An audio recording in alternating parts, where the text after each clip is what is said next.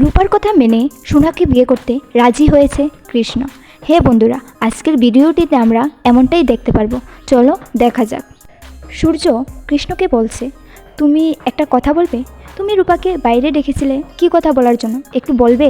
কৃষ্ণ বলছে, আসলে সবটা কেমন গুলিয়ে যাচ্ছে, কনফিউজ ছিলাম। রূপা ওর যমজ বোন, সব দিকে কাছের, তাই আমি রূপার কাছে জানতে এসেছিলাম আদৌ আমি ওর যোগ্য তো, আমি পারবো তো সোনাকে খুশি রাখতে, ওকে ভালো রাখতে। আর রূপার সাথে কথা বলে ভরসা পেয়ে আমি এটাই বলতে এসেছি, আমি সোনাকে বিয়ে করতে রাজি। এই বলে কৃষ্ণ একটা ফুল নিয়ে সোনাকে দিয়ে বলছে, সোনা, এটা তোমার জন্য। সোনা তো খুব খুশি। অন্যদিকে কৃষ্ণ আর রূপা দুজনে খুব কষ্ট পাচ্ছে। কৃষ্ণ বলছে, কাল যে কথাগুলো বলার ছিল সে কথাটি বলা হয়নি স্যার। আসলে আমি একা, তাই ধরে নিন যে আমি নিজে এসে এই পাকা কথাগুলো বলে গেলাম। দীপা বলছে, যাক, কাল থেকে কত রকমের কনফিউজ ছিল, সেটা আজ মিটল। সূর্য বলছে, কাল তো এসেছিলে ডিনারে, কিছুই তো খাওনি, চলে গেলে। আজকে ব্রেকফাস্টটা করে যাও, অ্যাটলিস্ট আমাদের ভালো লাগবে। ভুলে যেও না, কালকে কিন্তু তোমাদের এঙ্গেজমেন্ট।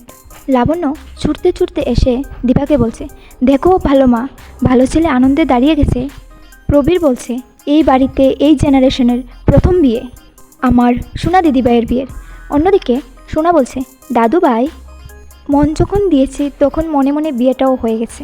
ভাই, আমাদের দুই ভাইয়ের ব্যাপার কিন্তু আলাদা ছিল। কারুর কাছে রূপটই সব, কারুর কাছে গুণটা। সত্যি, আমি তোমার মতো আজও কাউকে দেখিনি দীপা। দীপা বলছে, আমাদের সবারই কিছু কম কিছু বেশি আছে, কিন্তু রূপার রূপ গুণ কোনটা কম বলুন তো? সোনা তার বাবাকে বলছে, দেখলে বাবা, দেখলে মা বলেই দিল কে মার ফেভারিট। সূর্য বলছে, আরে ছাড় না, বলুক না ফেভারিট, আমিও তো তোকে ফেভারিট, তুই আমার ফেভারিট। ছাড় না ওদিকের কথা। তোমরা কী চাও, কৃষ্ণর সঙ্গে রূপার বিয়ে হোক? হ্যাঁ বন্ধুরা, তোমরাও যদি এটাই চাও কমেন্টে লিখে জানাবে।